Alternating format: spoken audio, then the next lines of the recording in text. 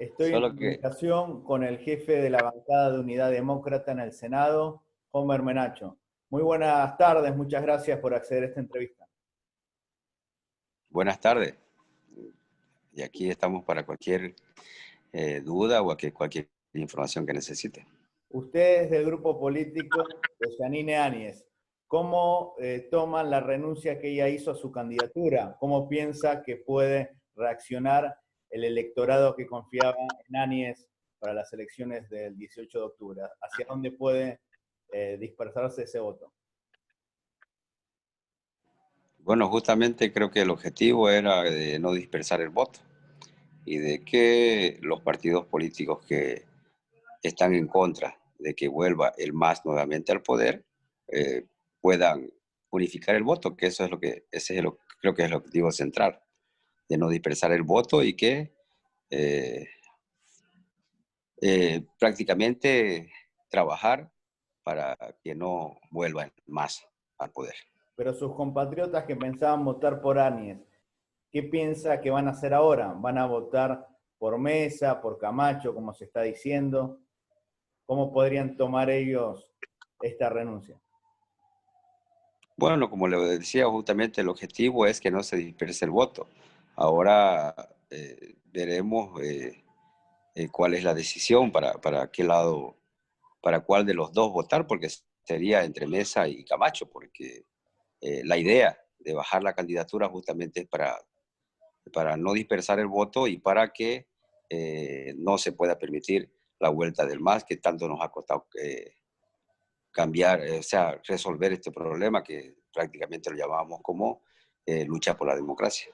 Algunos dicen que en una crisis económica lo mejor es que gobierne un economista y el único economista en estas 7 candidaturas que quedan es Luis Arce Catacora. ¿Cómo analiza la función de Arce Catacora como ministro de Economía? Bueno, primero de que el candidato que es economista es justamente el que manejó la economía estos 14 años, donde tuvimos la mayor bonanza de nuestro país, donde por lo menos hubiéramos hecho que en 14 años tener una base económica.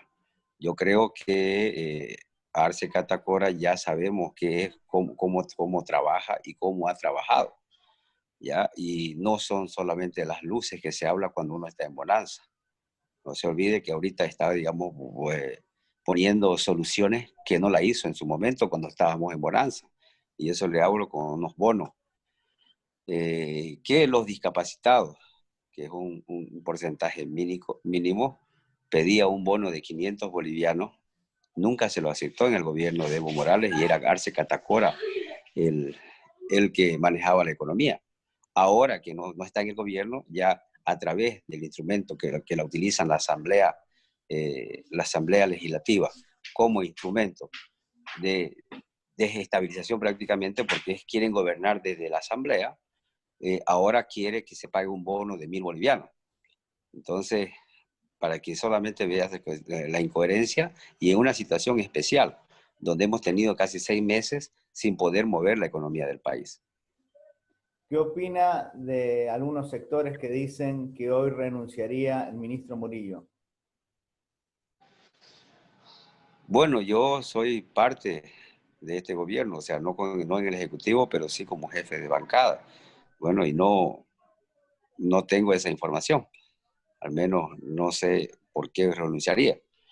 Así que creo que son simplemente murmullos, ya, pero creo que no es el momento, eh, a no ser que haya cometido alguna falta irreparable, pero es parte del gobierno y creo que es hombre de confianza de la presidenta, ¿no?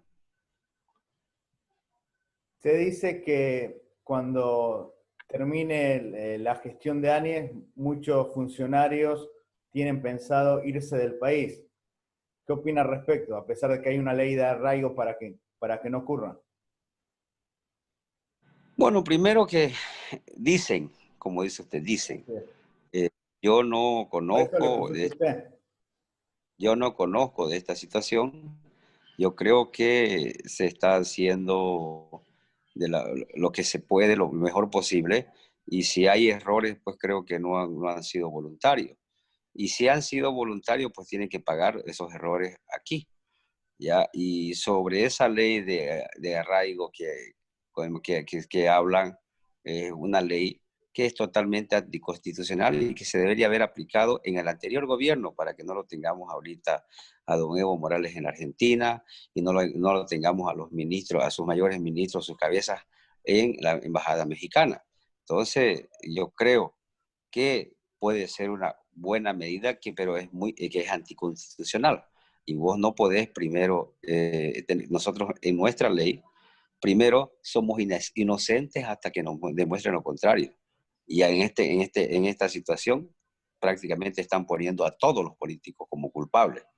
Entonces, yo creo que está fuera de nuestra Carta Magna y sobre todo, eh, siempre tiene que haber el derecho al debido proceso. Y siempre tenemos que pensar en que la gente es inocente hasta que no se demuestre lo contrario. Así nos lo dice nuestra Constitución. ¿Cómo se puede hacer un buen trabajo en el legislativo, sobre todo en la fiscalización, cuando los ministros de Áñez no quieren ir a las interpelaciones? El ministro de Obras Públicas, Iván Arias, hace unos meses dijo que las interpelaciones son un circo. ¿Cómo pueden ustedes cumplir con su mandato constitucional de fiscalizar? Mire, la verdad que nunca lo pudimos hacer. Aquí le habla un senador que ha sido opositor durante 5 años, donde ha tenido más de 10 de peticiones de informes orales y nunca aparecieron los ministros de don Evo Morales. Nunca. Y estamos hablando de 5 años. Ahorita, y siempre nos daban disculpas de que estaban ocupados en tareas que no podían, que tenían que priorizar y que no podían asistir a la asamblea. Ahora estamos en una situación especial que de verdad están todos los ministros en todos los departamentos cumpliendo con su trabajo y aparte con la delegación de la presidenta de que cada departamento ha delegado a uno para poder buscar las necesidades. ¿Ya? Entonces, estamos con 7 meses, 10 meses de un gobierno transitorio que debería ser de 3 meses. Gracias a la pandemia es que se ha ampliado porque no se podía hacer elecciones. Pero el trabajo principal era justamente de hacer gestión, de hacer llegar la precariedad que nos dejaron en salud, de buscar los equipamientos y los medios para que podamos tener respuestas en salud. Entonces, es mucho más difícil y más complicada la situación que puede asistir un ministro a una interpelación. Y lo hacen porque tienen 2/3 en la Asamblea del Partido del MAS. Y su objetivo simplemente es de desestabilización. Y eso se me ha cansado de decirlo. El Parlamento funciona como un instrumento de desestabilización del gobierno transitorio. ¿Ya? Entonces, lo que se busca es ¿No simplemente reconoce que buscar hay errores trabas. en esta gestión o que hubo hechos de corrupción? Por algo hay un exministro de salud como Marcelo Navaja detenido. ¿No piensa que hay que fiscalizar, Mire, yo no, profundizar las investigaciones?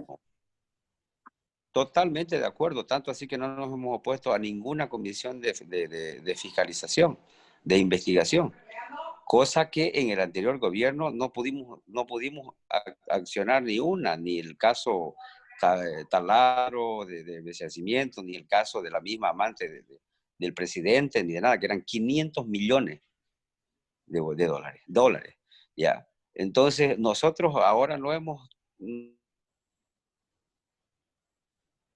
nos hemos opuesto a nada, más bien que si se verifica pues actos de corrupción, tienen que ir a la cárcel. O sea, no se va a proteger a nadie.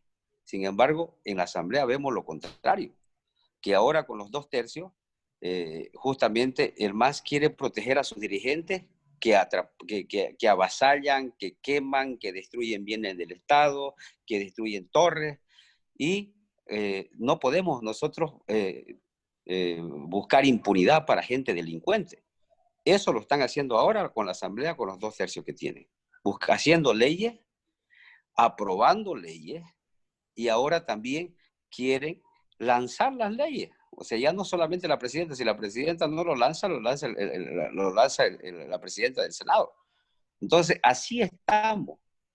Lo que buscamos justamente, y eso es una muestra, de que nunca más en Bolivia y en ningún país tiene que haber un partido de gobierno con 2/3 en la Asamblea nacional, porque no hay debate, simplemente hay orden. Y es un solo partido el que decide los destinos de un país. ¿Hay grupos paramilitares en Bolivia? Porque algunos hablan de los grupos cívicos que actuarían al margen de la ley y generarían violencia. Nada, falso. En Bolivia todavía buscamos que se respete el derecho al debido proceso. No hay nadie inmune aquí y que no le pueda caer la ley. Entonces, ahorita todavía, y el por qué le digo esto, porque ahorita todavía estamos con todas las autoridades judiciales puestas por el anterior gobierno, por el partido del MAS. Entonces, si hay alguien que tiene poder en el Poder Judicial, ahorita en el sector judicial, es el MAS.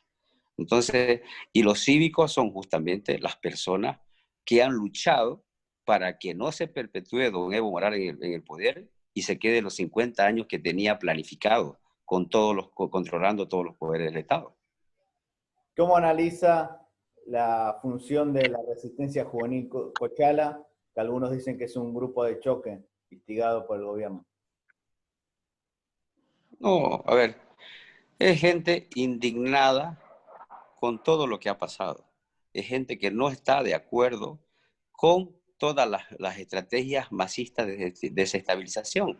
Esa gente es la gente que ha luchado, esa gente joven, ha luchado para que justamente se respete la constitución política del Estado y no se pueda perpetuar una sola persona en el poder. ¿Ya? Entonces, con seguridad que esa gente no quiere que se vuelva a repetir lo que pasó en octubre y noviembre, que a nosotros no nos ha gustado en nada. Si usted estuviera en Bolivia, iba a saber que parecía una guerra civil, pero una guerra civil en la cual había la estrategia de avasallar a estos grupos juveniles que estaban defendiendo la democracia y estaban defendiendo sin armas y estaban mandando grupos de choque, los dos movimientos sociales que llama el MAS, bajando desde el Alto y desde el Chapare, que son sus fuertes, ¿Quién para financia estos generar grupos? este caos. Porque estos grupos tienen moto, están bien equipados. Es la misma gente de la sociedad, es gente que tiene las condiciones, de que tiene su moto y que se organizan para justamente defender lo que ellos creen que es justo. Pero todo lo que se sobrepasa y llega al deterioro, a la quiebra de los bienes y los bienes del Estado, de que llega que genere violencia y que ocasione muertos, tiene que ser castigado. Por eso le digo, son personas que están defendiendo su causa, pero también tienen que estar dentro de los derechos y los deberes que nos reza nuestra Constitución. En el momento que se salgan de estas normas que son aplicadas en nuestro país, tienen que ser procesados, como todo mundo. Por eso todos en Bolivia tienen que tener el derecho al debido proceso, no interesando el color político. ¿Cómo analiza esta gestión de Yanine Áñez? Del 1 al 10, ¿cómo la calificaría? Bueno, primero que le ha tocado gobernar pues en un estado muy, muy crítico, ¿no? Una situación crítica. Le vino primero que solamente era un gobierno de transición de 3 meses, donde tenía solamente dos objetivos, que era llamar elecciones y pacificar el país, que lo había convulsionado don Evo Morales. ¿Ya? Segundo, vino la pandemia, que nadie la quería, pero llegó la pandemia bueno, se tuvo que ampliar más el gobierno y en el cual nos encontramos con una situación de salud pues caótica, que en 14 años no se hizo nada prácticamente y la pandemia desnudó todas esas falencias en salud que teníamos porque el presupuesto era bajísimo para salud. Entonces vino todo este problema y ahora le tocó reactivar la economía con pandemia todavía. Entonces fue una situación difícil, complicada para cualquiera, más bien creo que ha sido muy valiente en todavía seguir en el gobierno en esta situación, con la presión del MAS, donde bloqueaba las carreteras, donde no permitió el traslado de oxígenos y equipamientos necesarios y medicamentos para atender a la población. Entonces, con todo en contra y ha estado trabajando con un bloqueo también en el Parlamento porque no aprueban los créditos destinados justamente a dar respuesta a los problemas, a los problemas de salud que tenemos en Bolivia y ¿Usted a piensa otros. que la solución es pedir préstamos, de endeudar al país? terminar. Déjeme terminar y reactivar la economía. ¿No le entendí la pregunta? ¿Usted piensa que la única solución para reactivar la economía es pedir préstamos, endeudar al país? Lo que pasa es que no, ahorita no hay actividad económica. En el país recién se están abriendo las fronteras.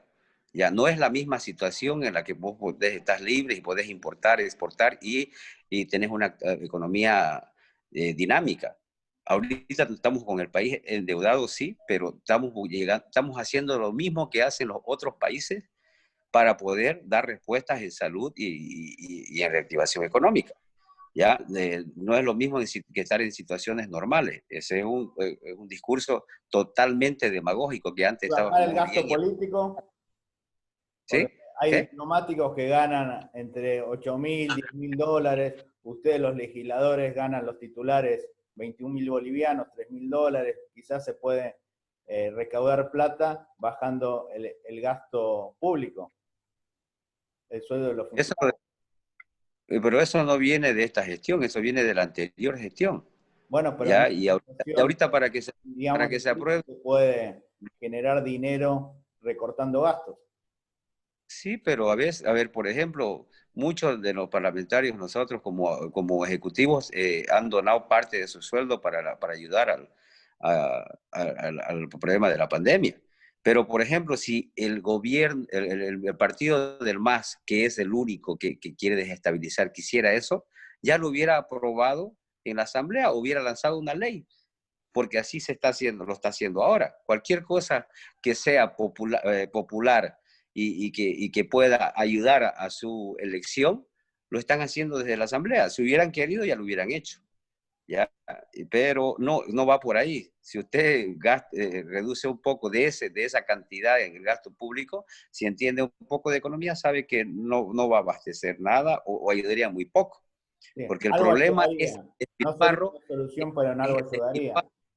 el problema es el despilfarro que se ha hecho en estos últimos 14 años.